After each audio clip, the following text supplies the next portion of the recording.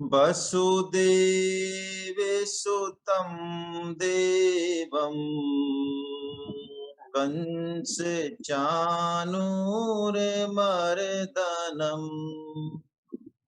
देवकी परमानन्दम्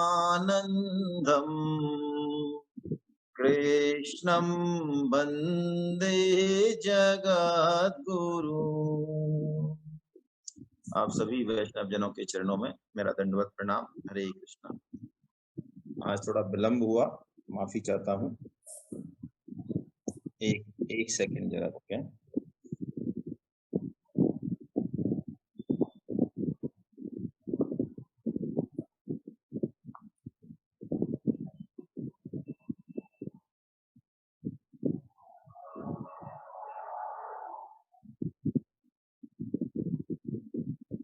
हरे कृष्णा हरे कृष्णा हरे कृष्णा हरे कृष्णा हरे कृष्णा।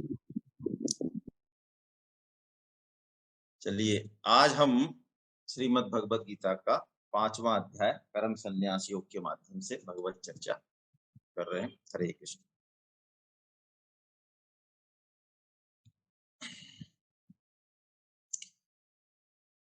भगवान श्री कृष्ण अर्जुन को अपना कर्तव्य कर्म करने के लिए लगातार प्रेरित कर रहे हैं, लेकिन जैसे कि हमारी चर्चा पिछली क्लासों में भी हो रही है, मताग्रह बहुत ही प्रबल होता है। मताग्रह इतना प्रबल होता है कि जो उपदेश कहा जा रहा है या शास्त्र में जो बात कही जा रही है, उसमें से अपने मताग्रह के अनुरूप ही बात को तोड़ मरोड़ कर ग्रहण किया जाता है। मन बुद्धि इस तरह से हो जाते हैं क्योंकि मताग्रह हमेशा अहम में होता है और अहम मन और बुद्धि से भी परे है। अर्जुन, ज्ञान की बात जहां आती है, अर्जुन कर्म से उसको श्रेष्ठ मानते हुए और भगवान से ये पूछ बैठते हैं कि आप कभी तो कर्म को श्रेष्ठ बताते हैं, कभी ज्ञान को श्रेष्ठ बताते हैं, आखिर मुझे करना क्या चाहिए। कल चौथे अध्याय पे चर्चा हुई थी। चौथे अध्याय में भगवान ने कर्म ज्ञान की परंपरा बताई, अवतारवाद का रहस्य बताया, विभिन्न प्रकार के यज्ञ बताए और उसके बाद ज्ञान की महिमा बताई कि ज्ञान कितना महिमा वाला है, शुद्धि करने वाला है, गुरु के पास जाने की जरूरत बताई। तो अर्जुन फिर कंफ्यूज हो रहे हैं अपने मताग्रह के कारण कि भगवान कभी तो मुझे कर्मयोग की आज्ञा देते, क्योंकि अंत में भगवान ने चौथे अध्याय में अर्जुन को कह दिया, अर्जुन खड़ा हो, आतिष्ठ उत्तिष्ठ परंतपा, और पहले ज्ञान की चर्चा कर दी, उससे पहले फिर कर्म की चर्चा कर दी। तो अर्जुन अब पुनः 5वें अध्याय में, जैसा कि तीसरे अध्याय में पहले पूछा था प्रश्न कि प्रभु मुझे आप घोर कर्म में क्यों लगाते हैं, इसी तरह का प्रश्न अर्जुन यहाँ पूछ रहे हैं। पहले हम थोड़ा सा एक चीज और समझ लें। गीता में दूसरे अध्याय से लेके और 6वें अध्याय तक कर्म योग का वर्णन है, लेकिन कर्म योग के साथ साथ ज्ञान योग का भी वर्णन है हर अध्याय में। इसके साथ साथ भक्ति योग का भी थोड़ा बहुत छुपा छुपा के ऐसा वर्णन है।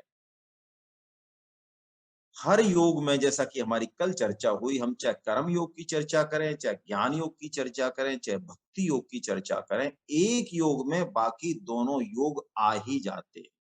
क्या मतलब है इसका? इसको हम ऐसे समझें कि मानो गीता तो तीनों योग की चर्चा करती है।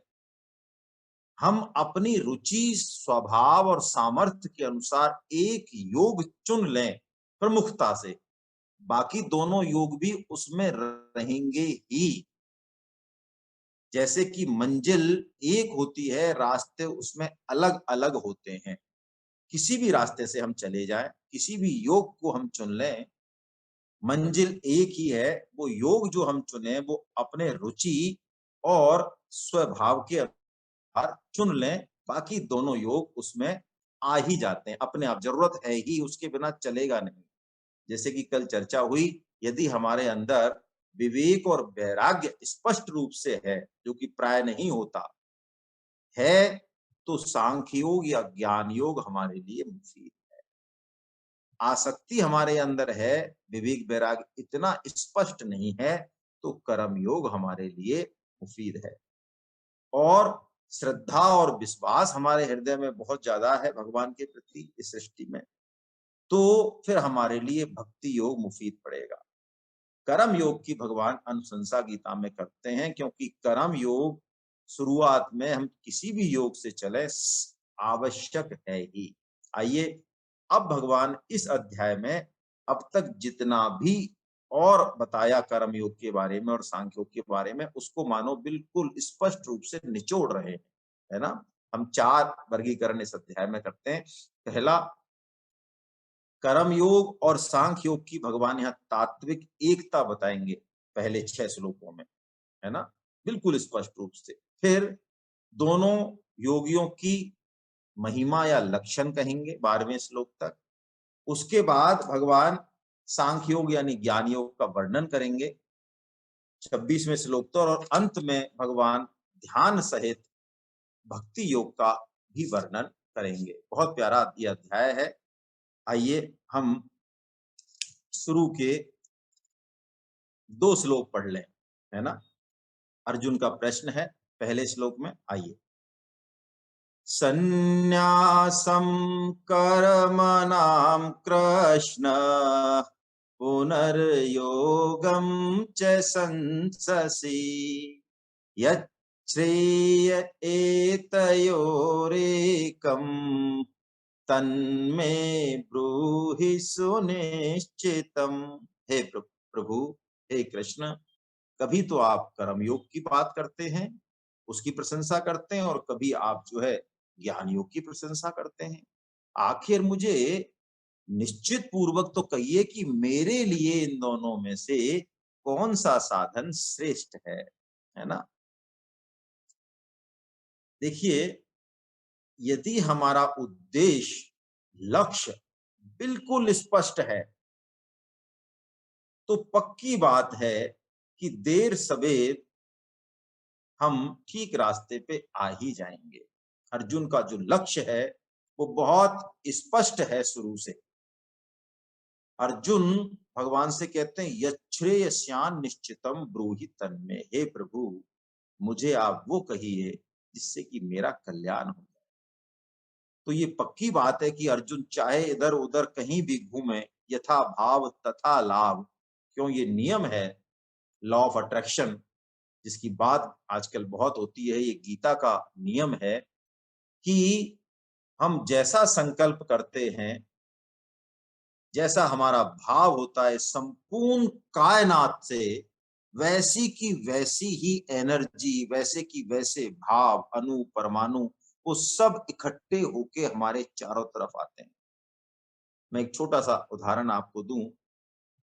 प्राय हम सब लोग कहते हैं दुनिया बहुत बुरी है, लेकिन कुछ ऐसे भी लोग हैं जो कहते हैं कि नहीं, प्रभु की कृपा सर्वत्र है, सब अच्छे हैं।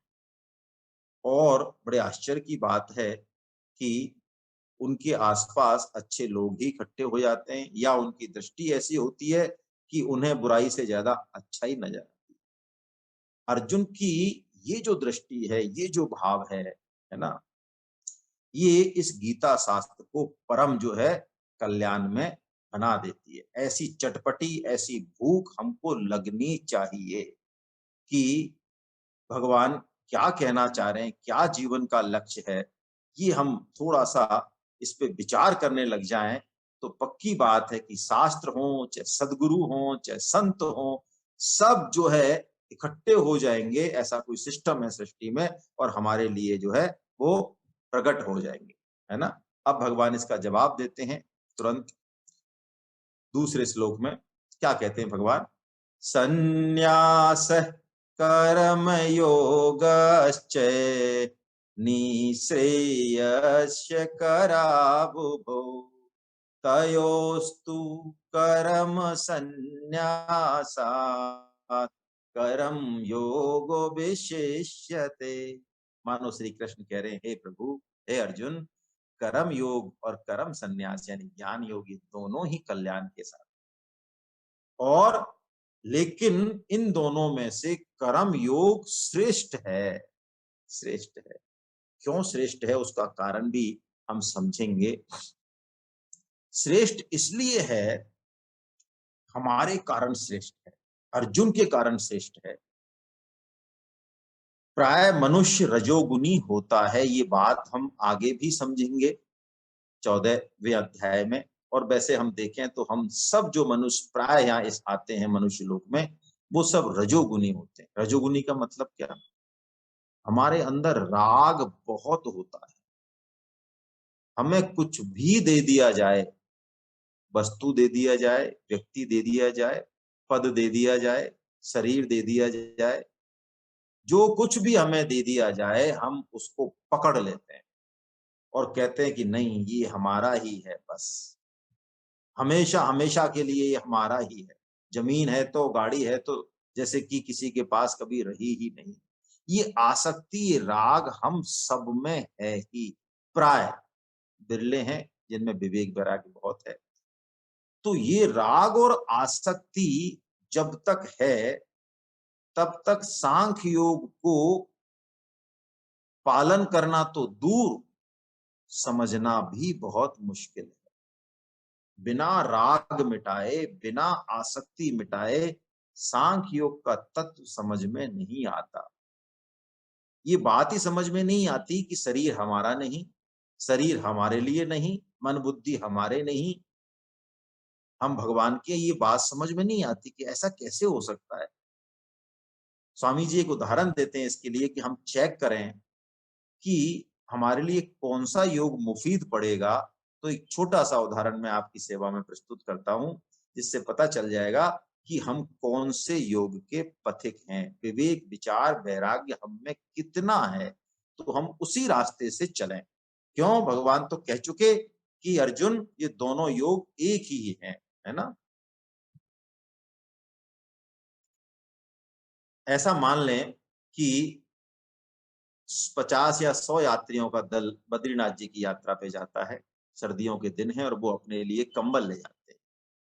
100 कंबल वो ले गए, उन्होंने उनका प्रयोग किया। 5-7 दिन वहां रुके, 10 दिन रुके, जो भी है, और फिर नीचे उनको आना है। तो अब उन कंबलों का इतना वजन है, अब उनका क्या किया जाए। तो उस ग्रुप में 2 मत बनते हैं। क्या मत बनते हैं? एक मत तो कहता है कि ये कंबल क्या है, माया है, माया मात्री तो है, ये छोड़ दो, इनमें क्या ममता आसक्ति करनी है ना। ये शरीर संसार सब मायाजनक है, असत है सब। एक मत तो ये बनता है। दूसरा मत ये बनता है, वो कहता है कि भाई, पास की धर्मशाला में एक और दल आया हुआ है, कहीं किसी गांव से। थोड़े इस तरह के लोग हैं जिनको कंबलों की जरूरत, उनका उपयोग हो सकता है, बड़े अच्छे से वो काम में ले सकते हैं उनको। तो क्यों ना ये सारे कंबल हम उनको दे दें। तो अब ये हम देखें कि हमें कौन सा मत पसंद आएगा। यदि हमें पहला मत पसंद आता है कि ज्यादा दिमाग क्या लगाना, जिसको काम में लेना है वो ले लेगा, हम तो छोड़ के चले, हमने काम में ले लिए, कमलों में कोई आसक्ति नहीं रखनी। इतना विवेक वैराग्य यदि तीव्र है, तो हम मान लें कि हम सांख्य योग के पथिक हैं। अन्यथा दूसरा यदि है तो हम कर्म योग के पथिक हैं। अब देखिए, दोनों के मार्ग अलग अलग हैं, शैली अलग अलग है, हम समझेंगे, लेकिन रिजल्ट एक ही है ना। यही बात भगवान तीसरे इसमें कह रहे हैं। श्लोक में हम पढ़ लेते हैं। गेय स नित्य सन्यासी, यो न द्वेष्टि न कांक्षति, निर्द्वंदो हि महाबाहो, सुखम बंधात प्रमोच्यते। क्या बात है, बहुत प्यारा श्लोक है ये। भगवत गीता जंगल जाने को, गेरुए वस्त्र पहनने को सन्यास नहीं मानती। इस पर भगवान 6.1 में पुनः और स्पष्ट करेंगे। भगवान कहते हैं कि सन्यास और योग ये मूल रूप में एक ही हैं। क्या कह रहे हैं? जो पुरुष किसी से द्वेष नहीं करता, किसी की आकांक्षा नहीं करता, वो कर्मयोगी है और वही सन्यासी है। क्यों? जिसके राग और द्वेष हट गए, वही वास्तव में सुख पूर्वक मुक्त हो जाता है। अब राग द्वेष कैसे हटाने हैं?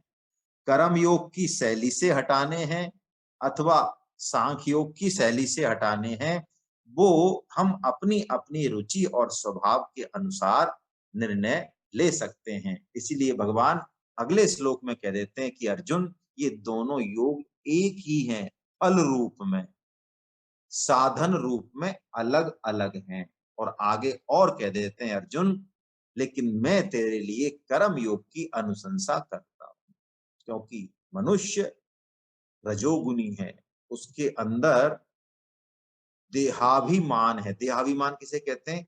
मैं शरीर हूं अथवा शरीर मेरा है। ये मैं मेरे का भाव हमारे अंदर बहुत गहरा है। इस कारण भगवान मानो हमको कर्म योग की जो है वो अनुशंसा करते हैं। अब देखिए, भगवान दोनों योगों से जो सिद्धि को प्राप्त हैं, उनकी लक्षणों का वर्णन करेंगे, है ना, अलग अलग। उनके कर्म करने की शैली का वर्णन करेंगे। हम पकड़े इसको और हम आइए 8वां और 9वां श्लोक भी वाचन करें। ये श्लोक टंग ट्विस्टर कहा जाता है। टंग ट्विस्टर मतलब इस श्लोक का उच्चारण यदि हम अच्छे से कर लें तो ऐसा माना जाता है कि फिर हम गीता का उच्चारण ठीक ठीक करना सीख गए और बाकी श्लोकों का भी उच्चारण हम आराम से कर पाएंगे, है ना। आइए साथ पढ़िएगा और इस पर ध्यान दीजिएगा, इसका उच्चारण किस तरह से है। ये पहले सांख्य योगी की भगवान बात कर रहे हैं कि सांख्य योगी कैसे व्यवहार करता है, उसकी क्या शैली है। आइए,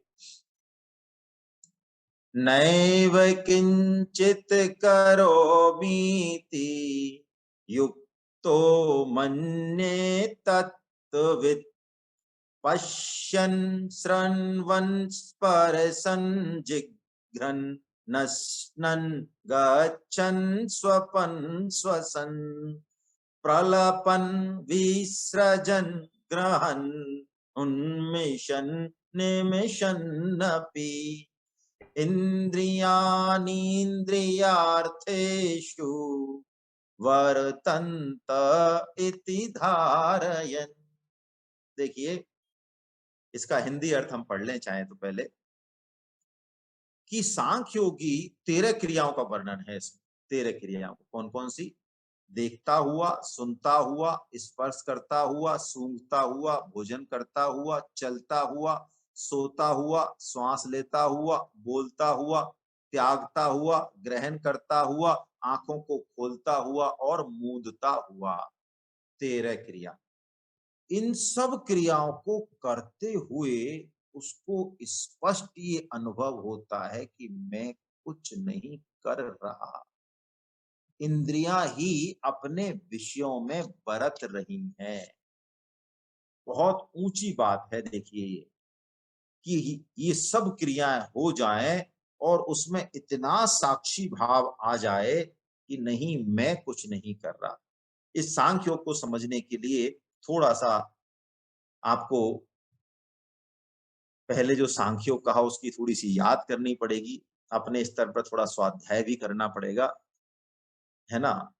गीता पढ़ें, साधक संजीवनी पढ़ें, या जो श्लोक समझ नहीं आए उसको यूट्यूब पर पुराने जो वीडियो हैं जो बहुत डिटेल में हैं, थोड़ा देखें उसको। सिर्फ यदि क्लास पे आप आश्रित रहेंगे तो मैं आपसे माफी चाहता हूं कि धीरे धीरे आपका इंटरेस्ट कम होता जाएगा और आपको ऐसा लगेगा कि ठीक है, पढ़ लिया है और अब गीता पढ़ ली है और अब इसको हम ज्यादा जो है कंटिन्यू नहीं करते। लेकिन आप खुद स्वाध्याय करेंगे, समझ नहीं आएगा उसको 2-3 बार दोबारा देखेंगे तो आपको गीता में रस आने लगेगा, फिर आप चिपक जाएंगे इसके। नहीं तो हो सकता है कि बीच में हम डाइवर्ट हो जाए। देखिए, 2 तत्व हैं, एक तो शरीर और संसार है जिसको कि हम प्रकृति कहते हैं।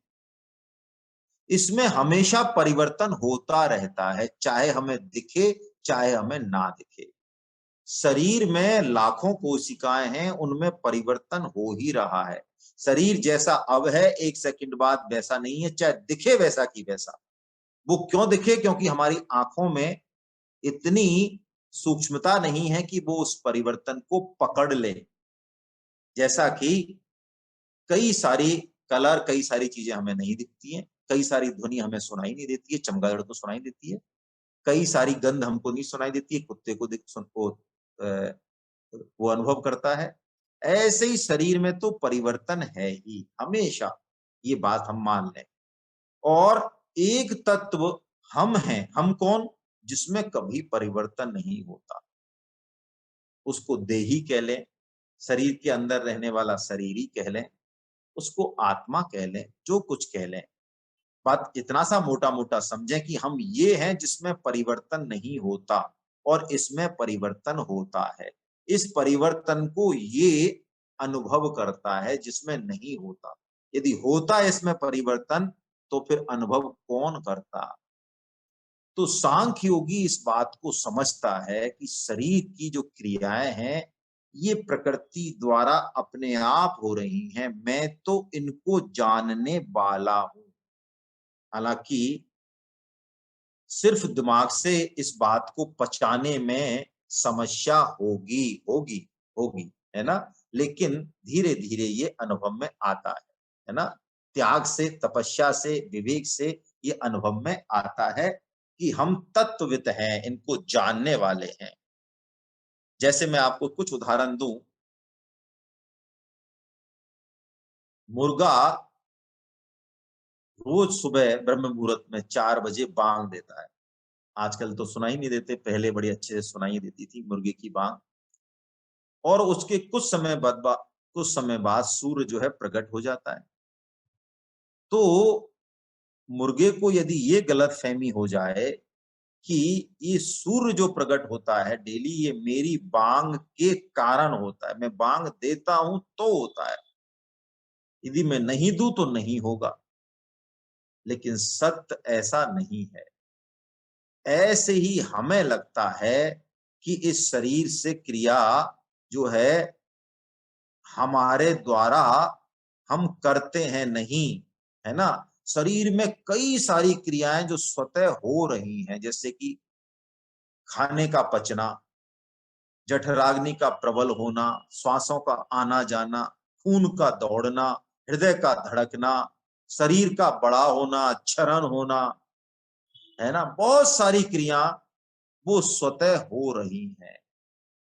कुछ ही क्रियाओं में हम अपने आप को कर्ता मानते हैं, लेकिन सांख्य योगी किसी भी क्रिया में अपने आप को कर्ता नहीं मानता। कर्तव्य कर्म तो वो करता है ना? लेकिन कर्ता नहीं मानता। ये उस तरह से ही है, मैं कोशिश करूंगा इस बात को स्पष्ट करने की, लेकिन ये बात तो टफ है। ये उसी तरह से है कि कोई ट्रेन में यदि बैठे यात्री, तो वो नहीं चल रहा है, वो नहीं चल रहा है, वो बैठा हुआ है। लेकिन चूंकि ट्रेन चल रही है, इसके कारण वो गतिमान तो दिखाई दे रहा है, यात्रा तो उसकी हो रही है। ऐसे ही शरीर के साथ संबंध मानने से, शरीर को मैं मेरा मानने से, तादात्म्य बहुत गहरा होने से हमारा शरीर के साथ, शरीर की क्रियाओं को हम अपने ऊपर आरोपित कर लेते हैं। तो ये सांख्य योग है, ये विवेक विचार का, है ना, मार्ग है। हर एक के लिए ये नहीं है ना? इसमें सांख्य योगी जैसे जल में कमल का पत्ता रहता है, ऐसे रहता है। लेकिन कर्म योगी की शैली क्या है, वो भगवान अब बता रहे हैं। हम तो कर्म योग की अनुशंसा भगवान करते हैं, उस पर ही थोड़ा ज्यादा ध्यान देंगे। 12वां श्लोक। युक्तै कर्म फलं त्यक्त्वा शान्तिमाप्नोति नैष्ठिकीम्। अयुक्तः कामकारेण फले सक्तो निबध्यते। बहुत प्यारा श्लोक है। कर्म योगी क्यों कर्म करता है? वो फल का त्याग करके निष्काम भाव को प्राप्त हो जाता है, शांति को प्राप्त हो जाता है, उसको युक्त कहा जाता है। लेकिन सकामी व्यक्ति क्यों कर्म करता है? वो फल की इच्छा के कारण कर्म करता है। हम सब सकाम में आते हैं, सकाम कर्मी हैं। तो फल की इच्छा से जो काम करेगा, वो बंधन में पड़ेगा। कर्म योगी जो कर्म करता है, वो भगवत प्राप्ति के लक्ष्य से करता है। जैसे ही वो सेवा और त्याग की भाव से कर्म करता है, फल की इच्छा से नहीं, क्योंकि फल तो अवश्यम भावी है, आएगा ही। उसने ये निश्चय कर लिया कर्मयोगी ने, 2.41 हमने पढ़ा कि ये शरीर, ये संसार, ये पदार्थ, ये अवसर सब मुझे सेवा के लिए मिला है, कि मैं दूसरों की ज्यादा से ज्यादा सेवा करूं, अपना कर्तव्य पालन करूं, बदले में अधिकार या फल मुझे अपने आप मिलेगा। ऐसा कर्मयोगी का दृढ़ निश्चय होता है। ऐसा दृढ़ निश्चय करने से उसका जो राग है, हमारा जो राग है, किसमें? फल में, क्रियाओं क्रियाओं में, वस्तु में, व्यक्ति में, वो धीरे धीरे धीरे धीरे हटने लगता है और हम यंत्रवत हो जाते हैं, प्रभु की इच्छा अनुसार फिर काम करने लगते हैं। ऐसी फीलिंग हमें लाइफ में होती भी है कई बार, जब सत्व गुण बहुत बढ़ा हुआ हो और हमें कोई सार्वजनिक काम में या देश प्रेम, राष्ट्र प्रेम के काम में कुछ नहीं चाहिए, बस अब हमें लग रहा है कि हमें जो कुछ हमारे पास है हम सब लगा दें और कर्म करें और दूसरे का दुख दूर हो, ये कर्तव्य पालन हो जाए, बदले में हमें मान बढ़ाई भी नहीं चाहिए। तब हमें ऐसा महसूस होता है कि ये सब कर्म जो है ना, ये प्रभु की सत्ता से, प्रभु की ताकत से ही हो रहे हैं।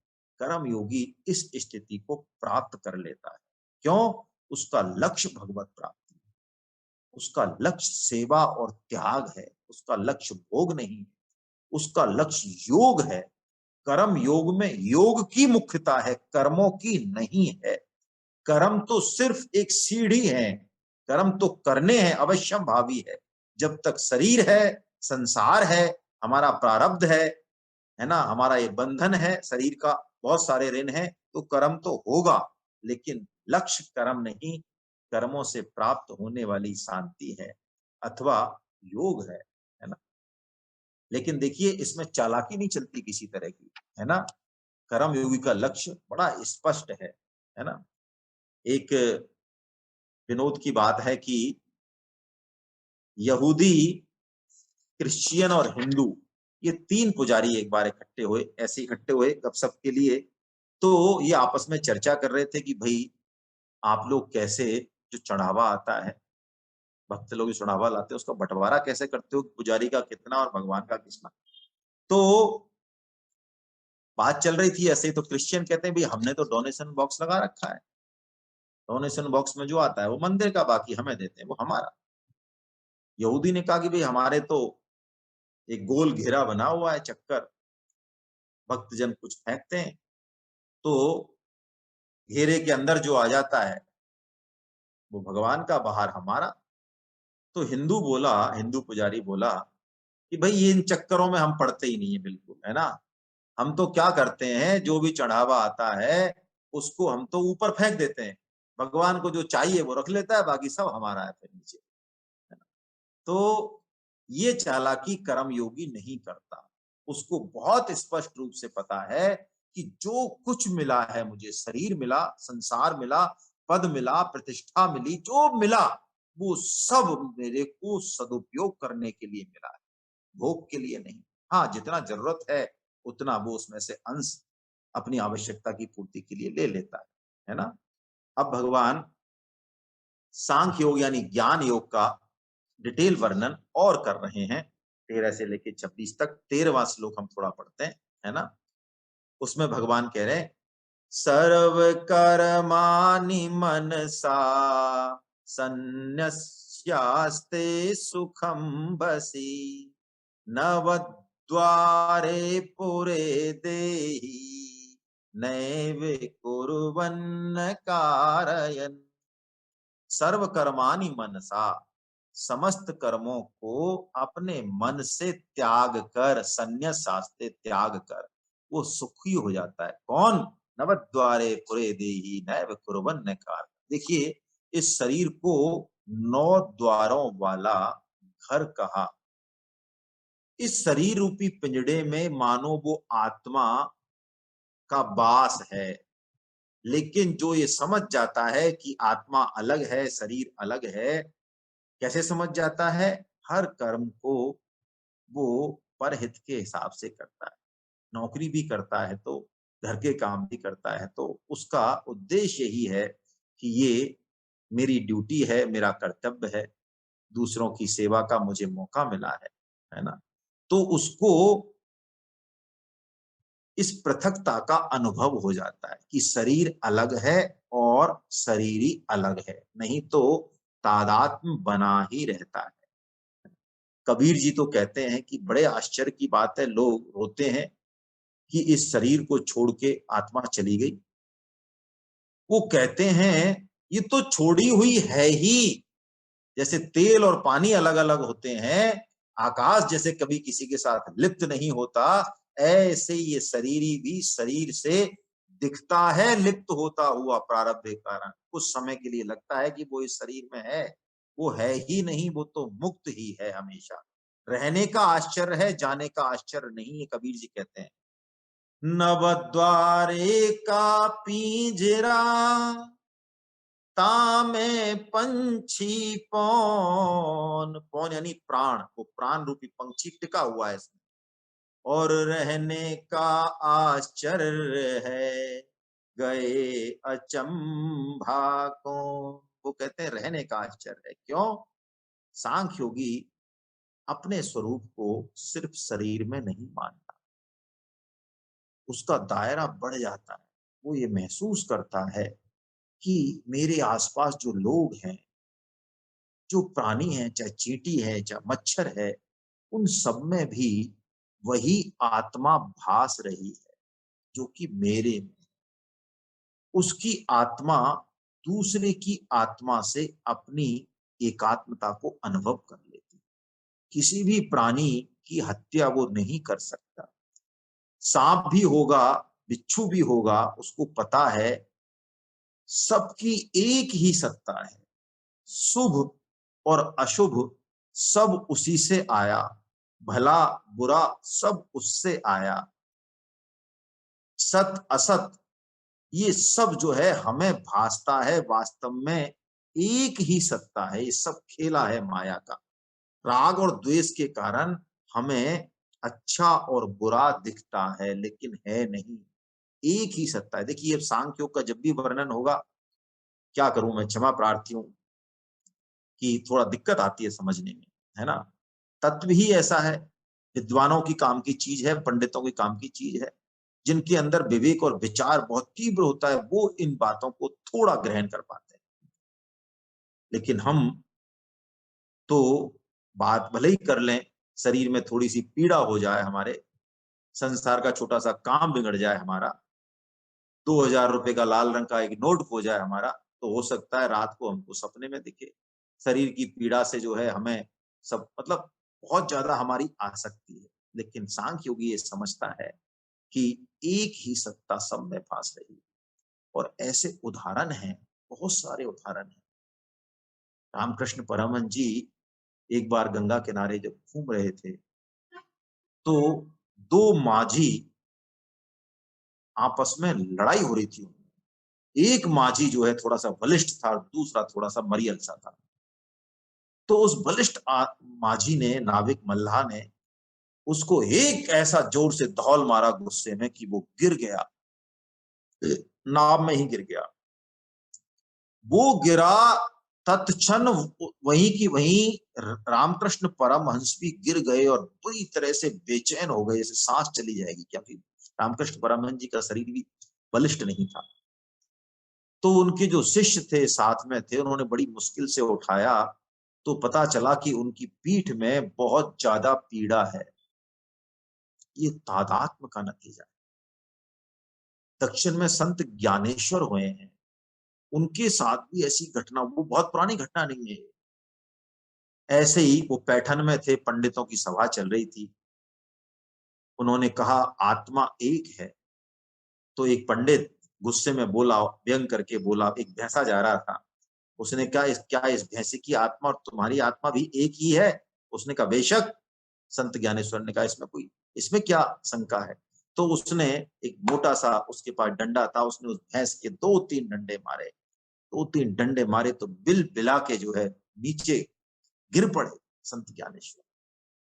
उनकी पीठ पर वो भैंस को जो डंडे पड़े वो एज इट इज उछड़े हुए थे निशान।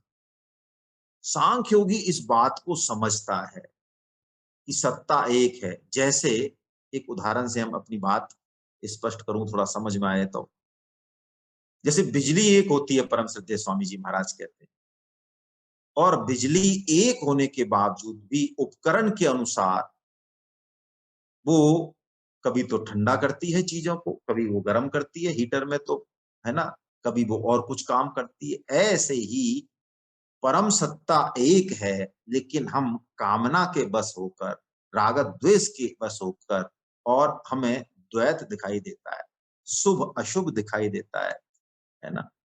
हम शुभ अशुभ कर्म भी इसलिए करते हैं। तो ये जो सांख्य योगी होता है, ये इस बात को जानता है कि कर्तापन मेरा बनाया हुआ है, कर्म प्रकृति के द्वारा हो रहा है, और ये प्रारब्ध के कारण मैं दुख और सुख भोग रहा हूं। दुख और सुख मुझे क्यों प्रतीत हो रहे हैं? क्योंकि मेरे मन में द्वैत है ना। वास्तव में दुख और सुख के पीछे सत्ता एक ही है।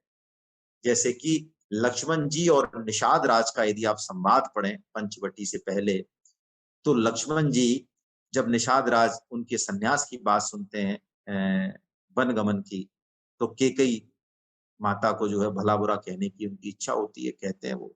तो लक्ष्मण जी कहते हैं नहीं, काहू न को सुख दुख कर दाता, निज कृत कर्म भोग सब भाता, जोग वियोग भोग भल मंदा, हित अनहित मध्यम भ्रम फंदा।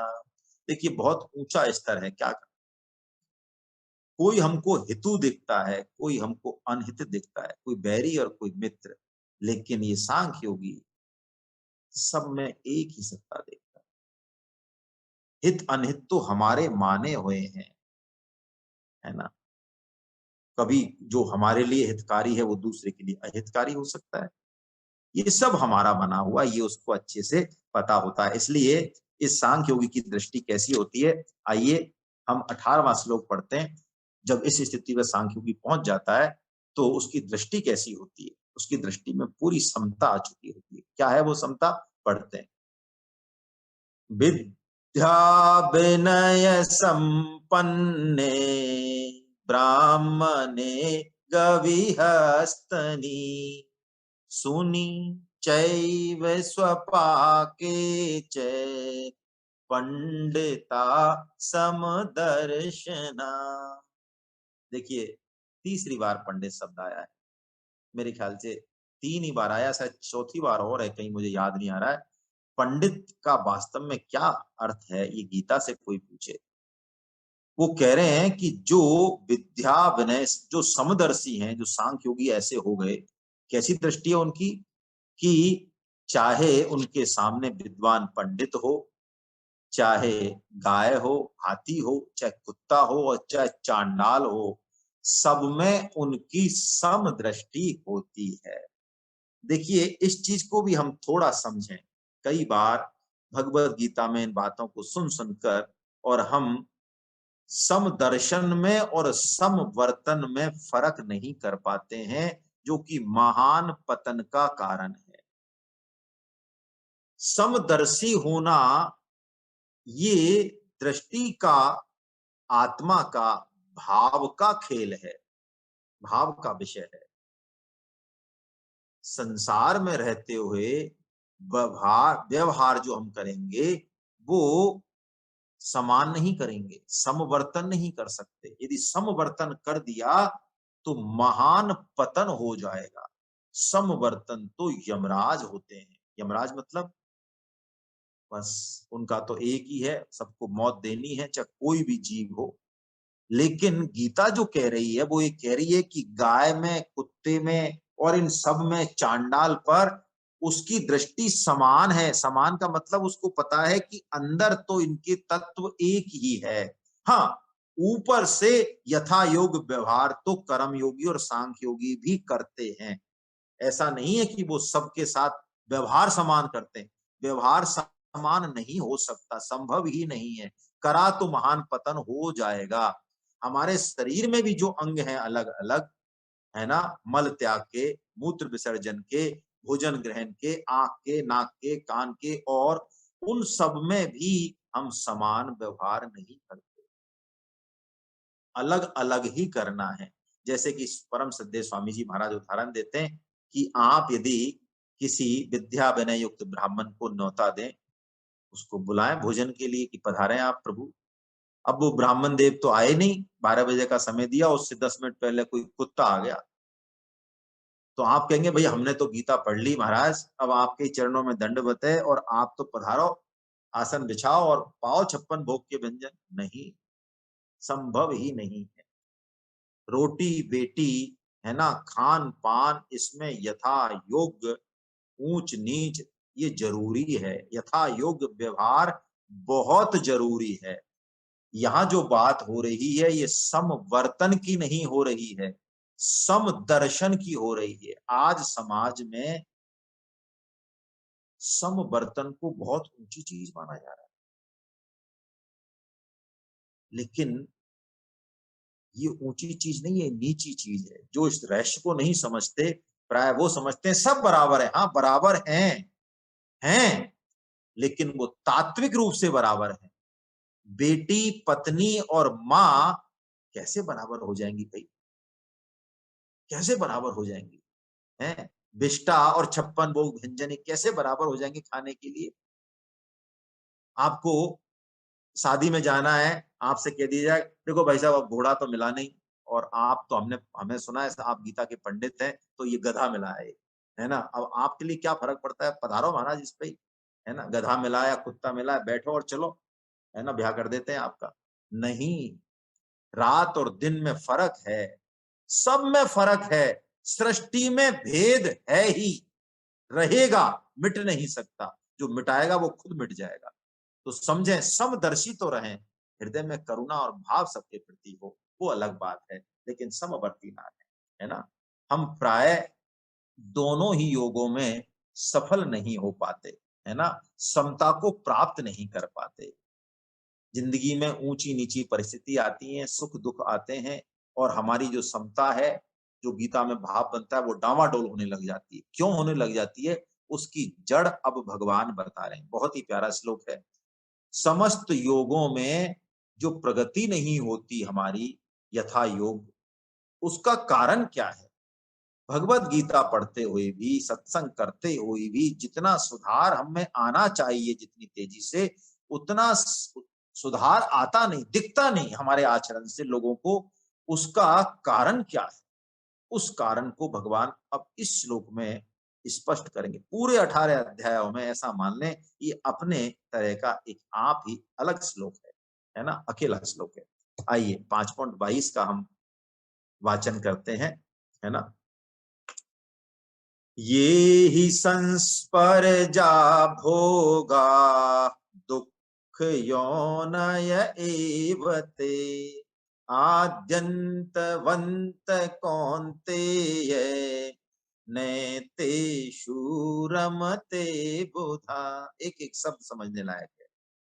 वो कह रहे हैं भगवान श्री कृष्ण, अर्जुन, ये जो इंद्रिय और विषयों के संयोग से जो पैदा होने वाला जो सुख है ना, जो भोग है, ये लगता तो है सुख। खाना खाया, अच्छा सीन देखा, व्हाट्सएप देखा, सोशल मीडिया पे और ऊटपटांग कचरा देखा, स्पर्श सुख भोगा किसी के साथ, स्त्री पुरुष जो भी है, जितने भी ये सुख हैं, ये कहने को तो सुख है शुरू में तो, लेकिन ये वास्तव में दुख के ही कारण है। दुख दुख ही देंगे ये, इसलिए क्यों? ये आदि अंत वाले हैं। और इसलिए जो वास्तव में योगी है, जो विद्वान है, जो पढ़ा लिखा है, विवेकवान है, वो पुरुष इनमें रमन नहीं करता। हाँ, हाँ, भोग तो होगा, शरीर संसार है, जब तक खाना भी खाया जाएगा, एसी गाड़ी में भी चला जाएगा, और जितने भी पत्नी धर्म पति धर्म भी निभाया जाएगा, है ना। बेटे की शादी है तो अच्छे वस्त्र भी पहने जाएंगे, 56 भोग भी खाए जाएंगे, काम सब होंगे। लेकिन कर्म योगी और सांख्य योगी उन कर्मों को करते हुए, भोगते हुए भी अंदर से जल में कमल के पत्ते की तरह निर्लिप्त रहता है। उसको ये स्मरण रहता है कि नहीं, निर्वाह बुद्धि से वो उनका, प्रसाद बुद्धि से वो उनका सेवन करता है, भोग बुद्धि से नहीं करता। ये जो विषयों में सुख लेने की जो हमारी वृत्ति है, इसी के कारण हमारा बार बार जन्म होता है। हम जप तप व्रत और यज्ञ भी करते हैं, दान भी करते हैं, तो इसीलिए करते हैं कि बदले में हमको कुछ मिलेगा, सुख मिलेगा, मान बढ़ाई मिलेगी, और नहीं तो जब ऊपर जाएंगे तो वहां वीआईपी ट्रीटमेंट मिलेगा। निष्काम भाव से हम काम कोई करते ही नहीं। माला भी करेंगे, गीता भी पढ़ेंगे तो लोग हमको धर्मात्मा समझें, या फिर हमारे जिंदगी के जितने भी प्रभु कष्ट हैं प्रारब्ध से, अब हम तो भक्ति कर रहे हैं प्रभु, हमारे तो सब कष्टों को आप मेट दो। यानी हमारा जो संपूर्ण कर्म है, चाहे लौकिक चाहे पारमार्थिक, वो सब लेन देन वाला मामला है। इसीलिए परम श्रद्धेय स्वामी जी महाराज कहते हैं कि हमारी प्रगति नहीं ऐसा हो कि हम सत्संग की इस टच में रहें, गीता स्वाध्याय हम लगातार करें और हमारी प्रगति नहीं हो, संभव ही नहीं। परम श्रद्धेय स्वामी जी महाराज एक बहुत अच्छा उदाहरण देते हैं। हमारे यहाँ जैसलमेर में ये बड़ा सटीक भी है कि पानी का दौरा चल रहा है, पानी लगातार आ रहा है लेकिन खेत में नहीं पहुंच रहा। ओहो, क्या चक्कर है ये पानी चल रहा है लगातार नहर में, लेकिन खेत में नहीं जा रहा। खाले में चल रहा है, उसमें क्यारी में चल रहा है, खेत में नहीं पहुंच रहा। क्या कारण हो सकता है? एक ही कारण हो सकता है कि कहीं न कहीं बीच में जो है गड़बड़ है। क्या गड़बड़ है? यही गड़बड़ है। वस्तु से, व्यक्ति से, क्रिया से, है ना, परिस्थिति से, सबसे हम सुख लेना चाहते हैं, और वो सुख हमको कभी जिंदगी में मिलता नहीं। देखो, जिस भी क्रिया को हम बड़े से बड़ा सुख मानते हैं, जिस भी क्रिया, खाने को मान लें, सोने को मान लें, यौन सुख को मान लें, मान बढ़ाई को मान लें, जिसको भी माने मान लें, बताने की जरूरत नहीं है। क्या वो सुख हमने हजारों हजार बार नहीं ले लिया? इसी जन्म की बात हो रही है अभी तो, यदि और पिछले जन्मों में जाए तो करोड़ों करोड़ों बार नहीं ले लिया? खाने का, पीने का, यौन का, हर योनि में ये सुख है, हर योनि में सुख है। हजारों हजारों बार, करोड़ों की करोड़ों बार लेने के बाद भी आज भी हम वही अतृप्त की अतृप्त ही हैं। अर्थात इस जगह से हमारी पूर्ति नहीं होगी। हम गलत जगह सुख ढूंढ रहे हैं जहां सुख है ही नहीं। खुजली सुख है, यहाँ खुजली सुख है ना, कि खुजालते समय तो आनंद आ रहा है लेकिन पता चला घाव हो गया। ये ऐसे सुख हैं संसार के सारे। कुत्ते का हड्डी चूसना, उसको लग रहा है कि बस बड़ा सूखी हड्डी है, उसमें नाम मात्र का मांस नहीं, कुछ नहीं, लेकिन वो चूसते चूसते उसको लगता है अरे इसमें तो बड़ा आनंद आ रहा है, खुद का ही खून उसका लग रहा है। तो संसार के सुख सब ऐसे हैं, परिणाम में विष देने वाले। भगवान कह रहे हैं दुख यौन एब तय, एब तय। तो हम ऐसा मान के, ऐसा विवेक पूर्वक विचार के, और हम छोड़ दें इनमें सुख की इच्छा, है ना, बिल्कुल छोड़, क्योंकि सुख तो कहीं और है, और ऐसा सुख है वो, उसकी एक बूंद भी जिस दिन हमें थोड़ा सा पता लग गई, एक बूंद भी स्पर्श हो गई, तो हमें ये सुख बिल्कुल दिष्टा सुख लगेंगे। जब तक सुख बुद्धि रही हमारी संसार में, तब तक हमको ये बात समझ में नहीं आई। जैसे कि उदाहरण प्राय देते हैं कि दिष्टा भोगी सुअर को हम सब चलें, गीता के साधक, और उससे कहें कि भाई साहब आप ये क्या खाते रहते हैं दिन भर? आपको पता नहीं है इस संसार में कैसे-कैसी जो है खाने की चीज़ें हैं। हलवा, पूड़ी और ये वो मिठाइयाँ और फलाना-ढिकना अलग-अलग हमारे तो भारत में एक से एक व्यंजन हैं? पूरी वालों की अलग व्यंजन है। तो आप ये खाइए ना, आप क्या खा रहे हैं ये? तो आपको क्या लगता है, सूअर की बात ये समझ में आएगी? नहीं आएगी। क्यों? उसमें विवेक नहीं है। तो कोई हमसे कहे कि संसार में जिन भी कामों में हमें सुख दिख रहा है अब तक, हम मान रहे हैं अरे इसमें तो बड़ा आनंद है। कोई हमसे कहे ये विष्ठा सुख है, इसके लिए हम नहीं बने हैं। हमारे लिए तो कोई बहुत ऊंचा आनंद, अनंत आनंद वाला जो है आनंद, वो प्रतीक्षा कर रहा है हमारी। हमारे बात समझ में आती है क्या? यदि आती है तो हम मनुष्य हैं और नहीं आती है तो धन यौवन यो जाएंगे, जेहि विधि उड़त कपूर, और नारायण गोपाल भज, क्यों चाटत जग धूर। एक राजा ने, क्या इलाज है इसका देखिए, कामनाओं का इलाज कामना पूर्ति हो ही नहीं सकती। जितना घी डालेंगे उतना हवन की अग्नि तेज होगी।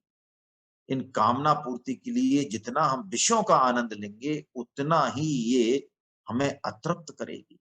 एक बार लगेगा कि तृप्त हो गए, एक बार लगेगा फिर वही, फिर वही, फिर वही, फिर वही, है ना? एक राजा ने एक बार एक प्रतियोगिता रखी, बड़े-बड़े विद्वान आए। उन्होंने कहा एक बकरा उन्होंने बांध दिया, बकरा या बकरी। उन्होंने कहा भैया जो इस बकरी का पेट भर देगा उसको मैं जो मांगेगा वो इनाम दे दूंगा। कई लोग आए, वो बकरी को अच्छे-अच्छे व्यंजन खिलाएं, सब कुछ पेट भर के ले जाए राजा के पास।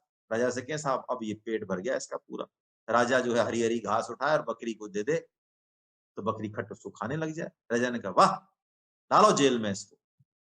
झूठ बोलते हो, बकरी का पेट भर गया। देखो घास खा रही है ये। अब लोग करें कोशिश, अब बकरी को कितना ही खिला दो।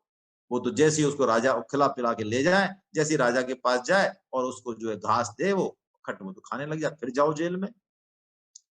एक सन्यासी आए, उन्होंने कहा महाराज हम भर देंगे इस बकरी का पेट।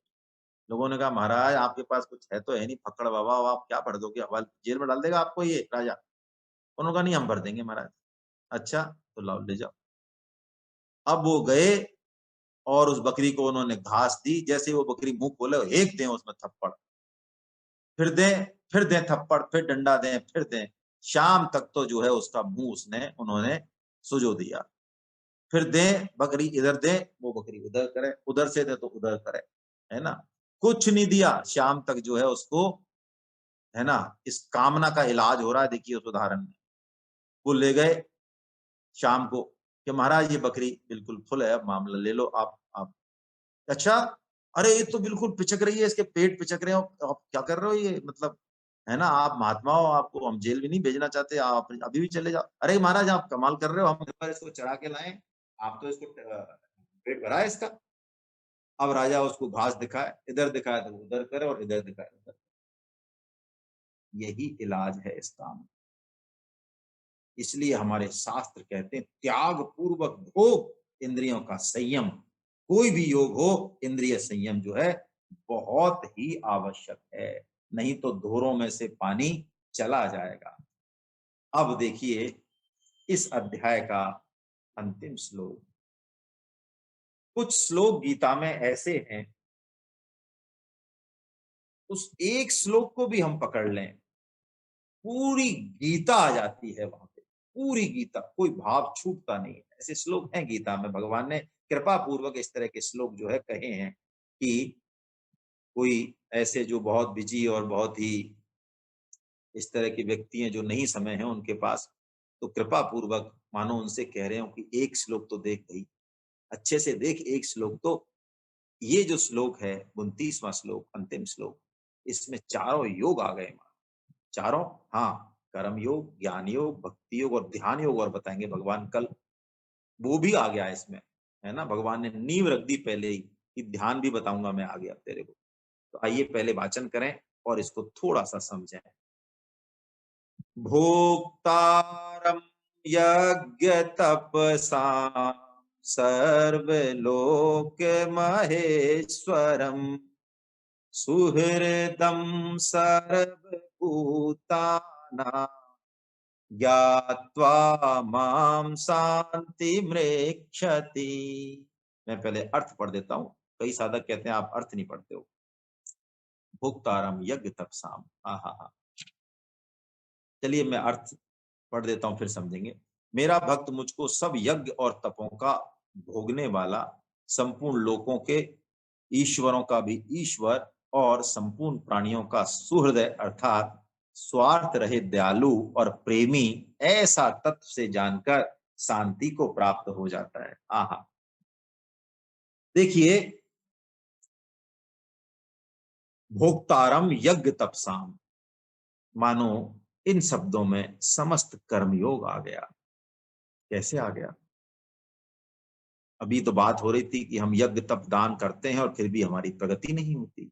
हम माला करते हैं, सत्संग करते हैं, फिर भी प्रगति नहीं होती। तो देखिए, सूत्र दे रहे हैं भगवान, गीता के सूत्र विलक्षण है ना। ऐसी विश्व में कोई और बनी नहीं ऐसी कोई ऐसी कृपा किताब की जिसमें इस तरह से भगवान ने अपनी कृपा जो है बरसाई हो। भगवान कहते हैं तू जो भी करेगा, तू दान दे तो, तू जप दे तो, तू भूखे को खाना खिलाए तो, वस्त्र दे तो, तू किसी की सेवा करे तो, घर में कर, माता पिता की, बच्चे की कर, पति की कर, पत्नी की सेवा कर, जिसकी भी कर, देश की कर, राष्ट्र की कर। आहा, भगवान कह रहे हैं उस सब का भोक्ता मैं हूं। भोक्ता यज्ञ तपसा, मानो यज्ञ और तप कह के भगवान समस्त क्रियाओं की ओर इंगित कर रहे हैं। अब बताइए, हम अपने बच्चों के लिए कुछ करें, हम देश के लिए कुछ करें, हम परिवार के लिए कुछ करें, तो ये डायरी बनाने की जरूरत हमें पड़ती क्यों है? लेकिन बुरा मत मानना, हम सबके पास एक बहुत बढ़िया डायरी रखी है यहाँ। सबके पास बड़ा बड़ा बही खाता रखा हुआ है, और किसी की कितनी भी कम मेमोरी हो, वो कहते हैं मुझे तो याद नहीं रहता। लेकिन 25 साल पुरानी बात भी कोई उसको पड़ोसी कहे, अरे महाराज बड़ी अच्छी कृपा है आपकी, आपने उस समय जो है हमारे जब विपदा पड़ी थी तब बड़ी सहायता की साहब आपने, है ना। हमें जो है 51,000 तो रुपए दिए थे और साड़ी वाड़ी दी थी। और तो वो कहता है नहीं नहीं नहीं नहीं, 51 नहीं, अरे भाई 81,000 रुपए दिए थे। हालांकि मैं याद नहीं रखता हूँ, मैं तो सब भगवान का ही है, आपको जो दिया सब भगवान का है, सब भगवान करने वाले। हम कौन होते हैं? हम कुछ नहीं होते हैं। लेकिन सब ये ऊपर ही ऊपर चल रहा, अंदर देने वाला भी है और लेने वाला भी है। ये कर्मयोग नहीं है। कर्मयोगी मानता है भगवान ही सब रूपों में उन्हीं की सेवा हो रही है। तो किस बात का हिसाब? हमारी ड्यूटी थी, हमने कर दी भाई। अब बच्चे जाने हैं क्या ममता रखनी, क्या आश्रय रखना उनका।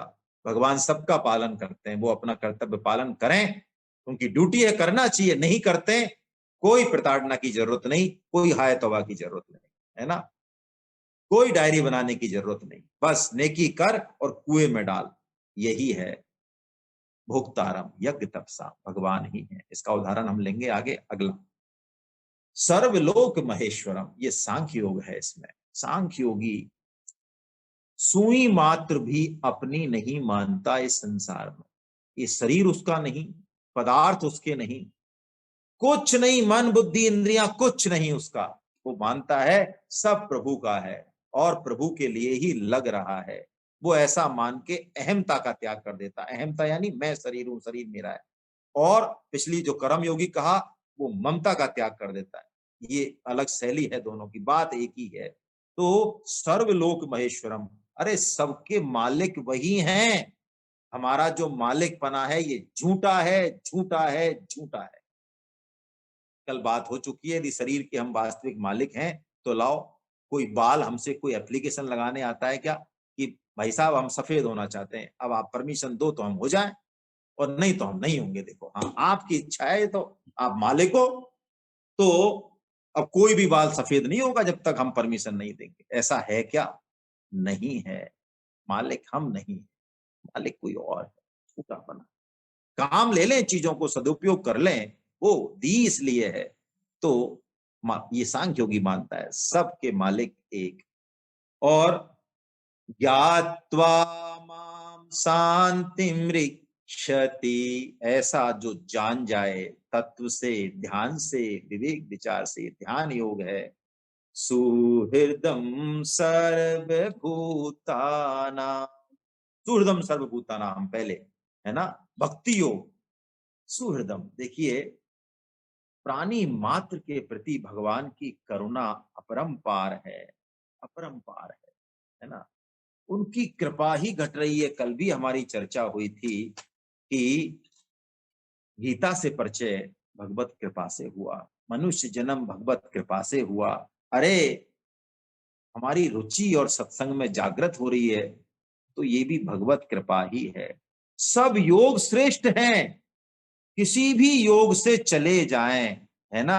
अपना नेचर देख लें, अपनी रुचि देख लें, अपना स्वभाव देख लें, है ना। यदि आलस्य है तो ध्यान योग नहीं कर पाएंगे। शत्रु है हर योग के, उन शत्रुओं को पहचान लें थोड़ा थोड़ा, अपने स्वभाव को पहचान लें। ध्यान योग में आलस्य नहीं चलेगा, भगवत कृपा का यदि अनुभव नहीं है, जो दे दिया उसकी तरफ ध्यान ही नहीं है। इतनी बड़ी सृष्टि कर दी, है ना। हरे कृष्णा योगेंद्र जी, बस मैं 10 मिनट, आज क्या है, मेरी मेरे प्रमाद की वजह से हम लोग 10 से 12 मिनट लेट हुए। मैं उम्मीद करूंगा आपसे 8:20 तक थोड़ा सा बने रहें, है ना। तो कृपा का अनुभव यदि नहीं है, इतना दे दिया इसके बाद भी कृपा का अनुभव नहीं है, तो फिर भक्ति हम नहीं समझ पाएंगे। कर्म योग का आचरण करना चाहे, कर्म योगी बनना चाहे और स्वार्थ बुद्धि रहे, है स्वार्थ रहे, दूसरे को सुख करने, कोई घर में मेहमान आया, है ना, बजाय उसको बढ़िया से बढ़िया बिस्तर देने के, बजाय उसको बढ़िया से बढ़िया खाना खिलाने के, बढ़िया से बढ़िया वो कैसे सुखी हो जाए, इस भाव के बजाय, और जो है कचरा सड़ा गला रिजेक्टेड जो है सामान दे दिया है, इसको हम सेवा कहते हैं। तो फिर नहीं होगा, स्वार्थ बुद्धि। और सांख्य योगी यदि देहाभिमान है, अहम अहंकार है अंदर, है, तो फिर सांख्य योग का पालन नहीं होगा।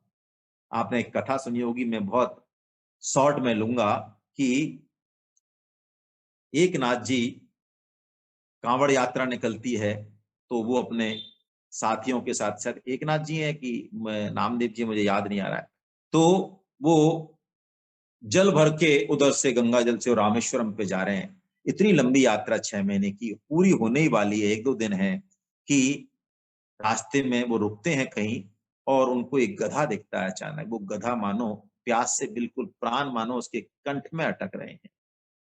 तो उन्होंने सोचा एक नाथ जी ने कि अरे जल के कारण इसके प्राण चले जाएंगे, तो क्यों ना मैं इसको जल पिला दूं। तो वो जल पिलाने के लिए आगे बढ़े, तो लोगों ने कहा, साथ वालों ने, अरे पागल है क्या, अरे अभी रामेश्वरम पे जल चढ़ाएंगे, तुम कर क्या रहे हो ये, है रामेश्वरम या पंडरीनाथ जी पे चढ़ाने जा रहे थे वो। तो उन्होंने कहा वहां चढ़ाएंगे, तुम कहाँ जा रहे हो। उन्होंने कहा नहीं, मैं तो इसको, और जैसे ही उन्होंने जल की 1-2 बूंद डाली कि बाकी चढ़ा देंगे, वो मानो गधा तो ऐसा तृप्त हो गया, इतनी प्यास थी वो सारा पानी पी गया, लेकिन उसकी आंखों से उनको ऐसा लगा कि मानो मुझे आशीर्वाद दे रहा है तृप्त। फिर सारी कहानी आपको पता है। वहां पंडरीनाथ जी ने घोषणा की कि भाई सबसे पहले आज मैं दर्शन उन्हीं को दूंगा, एक नाथ जी को। क्यों? अरे एक नाथ जी जब पहुंचे पालकी में, तो उन्होंने कहा, प्रभु मेरे पास तो आपको पास अर्पण करने के लिए जल भी नहीं है, मैं तो खाली हाथ हूं। तो वो कहते हैं, एक नाथ जी, जैसी जल से तृप्ति मेरी आज हुई है, इन हजारों घड़ों से भी मेरी तृप्ति नहीं। ये कर्म योगी, उसकी हर चीज का भगवान खुद ध्यान रखते हैं, जो वास्तव में कर्मयोगी है। हमारे यहाँ, सबके यहाँ मेहंदी रस्म होती है ना, तो प्राय पहले ऐसा होता था गांवों में कि एक महिला जो मेहंदी को तैयार करती थी वो सबको मेहंदी बांटती है। और कई बार ऐसा होता है कि ज्यादा महिला स्त्रियां आ जाती है तो उसको मेहंदी नहीं बचती, खुद को ही नहीं बचती, लेकिन वो बांट देती है। तो रहीम जी कहते हैं, वे रहीम नर धन्य है, पर उपकारी अंग, और बाटन बारी को लगे, ज्यों मेहंदी को रंग। यदि कर्म योग का आचरण हुआ तो एक रोटी भी मिली और 4 की भूख है, वो रोटी ही इतनी तृप्ति देगी, वो सूखी रोटी भी, उसकी अभी कल्पना हम नहीं कर सकते, है ना। कर्म योग का आचरण हुआ तो क्यों, सामने वाले को जो प्रसन्नता हो रही है सेवा करके, जो आनंद आएगा वो हमारे हिस्से का है। रहीम जी जब दान देते थे तो उनकी नजरें नीची रहती थी, आप सबने सुना होगा। लोगों ने पूछा, अरे महाराज आप दान देते हुए जो है इतनी आंखें नीची क्यों रखते हैं? तो रहीम जी ने दोहा कहा कि देनहार को और है, भेजत है दिन रैन, और लोग भरम हम पे करें, ताते नीचे। ये कर्म योगी का भाव। सामर्थ्य मिली, पदार्थ मिले, सेवा का मौका मिला, लेकिन उसकी वजह से मिला, सेवा की और उसको डायरी में लिख लिया, फिर सेवा नहीं हुई। और भगवान जैसे ही हमारा ये भाव देखते हैं, अरे वो तो दुष्टों के प्रति भी करुणावान है, सुहृदम। ये सुहृदय शब्द है ना, ऐसा शब्द किसी भाषा में और है ही नहीं, हो ही नहीं सकता। सुहृदम का मतलब क्या, और केवल भगवान ही सुहृदय हो सकते हैं, संत सदगुरु हो सकते हैं, बस कोई और हो ही नहीं सकता। हम नहीं हो सकते, बुरा मत मानना, हम माँ बाप हो सकते हैं, है ना, लेकिन सुहृदय नहीं हो सकते। बच्चे के लिए जान दे सकते हैं, लेकिन सुहृदय नहीं हो सकते। सुहृदय होना क्या है? सुहृदय खुद की स्थिति है, हृदय की, प्यार ही प्यार, करुणा ही करना, सामने वाला चाहे जो करे। भगवान श्री राम सुहृदय हैं, उनके भक्त एक से एक बढ़ के हैं, लेकिन विषयी भक्त हम विषयी भक्ति ही हो जाए तो ही बहुत है। विषयी भक्त के रूप में सुग्रीव का नाम लिया जाता है। सुग्रीव वानर हैं, पूरा प्रकरण आप सुनिए। तो हनुमान जी की सिफारिश पर, क्योंकि भक्त की सिफारिश मानते हैं भगवान, वो सुग्रीव जी से दोस्ती कर लेते हैं। और पहली बार में क्या कहते हैं, खुद की तो पत्नी नहीं है, खुद के पास तो कितना दुख है उसकी तो बात ही नहीं करते हैं। और सुग्रीव का दुख सुनते ही भगवान जो है दुखी हो जाते हैं और कहते हैं, चिंता मत कर सुग्रीव, सखा सोच त्यागे हूं बल मोरे, सब विधि घटब काज में तोरे। तुम चिंता मत करो सखा, अब तुम्हारे सारे दुख मेरे हैं। बाली को भगवान मारते हैं, अपने ऊपर ये लांछन भी लगाते हैं कि धर्म का उल्लंघन किया। वही सुग्रीव कहता है कि प्रभु 4 महीने चतुर्मास है, बारिश हो रही है, उसके बाद मैं बंदरों को सब तरफ भेजता हूँ। और सुग्रीव रानी में, राज्य में मस्त हो जाते हैं, भूल जाते हैं, बारिश चली जाती है, भगवान राम याद करते हैं उनको। सुग्रीव ही मोहे सुधी बिसारी, और पावा राज कोस पुर नारी। उसने भी मुझे भुला दिया। भगवान क्रोध करते हैं क्षणिक, जेहि सायक मारा मैं बाली, तेहि सर हतों मूढ़ तह काली। कि वो बाण अभी मेरी तुनीर में है जिससे मैंने बाली को बंधा, मैं कल सुग्रीव को, बस उसी। इतना सुनते तो लक्ष्मण जी खड़े हो गए एकदम, महाराज अब तुम डटो, बस अब चिंता मत करो, अब तो ओहो कंदो के ब्रह्मांड उठावा। लक्ष्मण जी का रोज वो ब्रह्मांड को गेंद की तरह उठा लें, वो तैयार हो गए। और भगवान ने उनका रूप देखा तो उनसे कहा, डटो डटो डटो भैया, मैं तो नाटक कर रहा हूं, है ना। तब अनुज ही समझावा, रघुपति करुणा सीम। क्या प्यारा शब्द है, करुणा की सीमा, करुणा सीम। भय दिखाए ले आबहूं, तात सखा सुग्रीव। अरे लक्ष्मण, नहीं भैया डट, बस ऐसे ही दिखा के ले आना भय, है ना, भैया मेरा सखा है। भगवान का जो सखा हो गया, हम एक बार भगवान के सखा यदि बन जाए, भक्त बन जाए, भगवान मान लेते हैं। और देखो अब आप भगवान की सुहृदयपन देखें, हम कैसा सुहृदय होता है। सुग्रीव आते हैं, लेकिन सुग्रीव भी विषय जीव हैं, लेकिन अभिमान नहीं। वो क्षमा मांगते हैं भगवान से। और देखिए कितनी चालाकी करते हैं, क्या चालाकी करते हैं। पहले तो चरणों में, नाय चरण सिरु कह कर जोरी, नाथ मोहे कछु नाहिन खो। प्रभु मेरा कोई दोष नहीं है, क्षमा तो मांगता हूं मैं चरणों में, लेकिन मेरा दोष नहीं है। लक्ष्मण जी ने देखा, अच्छा तेरा दोष नहीं है, क्यों भाई? वो कहते हैं, अतिशय प्रबल देव तब माया, और छूटे ही राम करे हूं जो दाया। देखो प्रभु, आपने गीता में कही थी ना, हाँ भूल गए आप, मम माया दुरत्या कही नहीं आपने, कि आपकी माया को कोई पार नहीं पा सकता। तो प्रभु विषय वश सुर नर मुनि स्वामी, अरे हम सुर नर मुनि ये भी आपकी माया में, इस विषय वासना में, इस स्त्री सुख में फंस जाते हैं। तो मैं पशु पावर कपि अति कामी, मैं तो पशु हूँ प्रभु, मैं तो बंदर हूँ, मैं फंस गया, तो मैं तो आपकी कृपा होगी तो मैं निकलूंगा प्रभु, है ना। छूटे ही राम करे ही जो दाय। भगवान प्रसन्न हो गए उनके इस भाव से। देखो क्या किया, कौन सा भजन किया, कौन सी माला की, ओहो। और भगवान का भाव देखिए आप, जो जान लेने की बात कर रहे हैं, वो क्या कहते हैं, तब रघु तब रघुपति बोले मुस्काई। आहा क्या कह रहे हैं, तुम मम प्रिय, तुम प्रिय मोही भरत जिमि भाई। आहा, तुम भरत के समान मेरे प्रिय हो। ऐसे सुहृदय हैं प्रभु, सिर्फ और सिर्फ हमारी तरफ से ही कसर है। हम जो है अपना भाव ऐसा कर लें, भगवान मानो झोली फैला के, बाहें फैला के तैयार हैं। आइए झूठ बोलते हैं बड़े जोर से और हृदय से और भाव से, एक बार भगवान को थोड़ा जगाते हैं झूठ से, जोर से झूठ बोलते हैं मन और प्राण से। हे नाथ, हे मेरे नाथ, मैं केवल आपका हूं।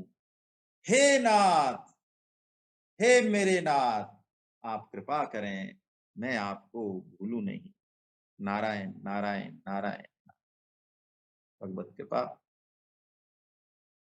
आप सबको मेरा वंदन।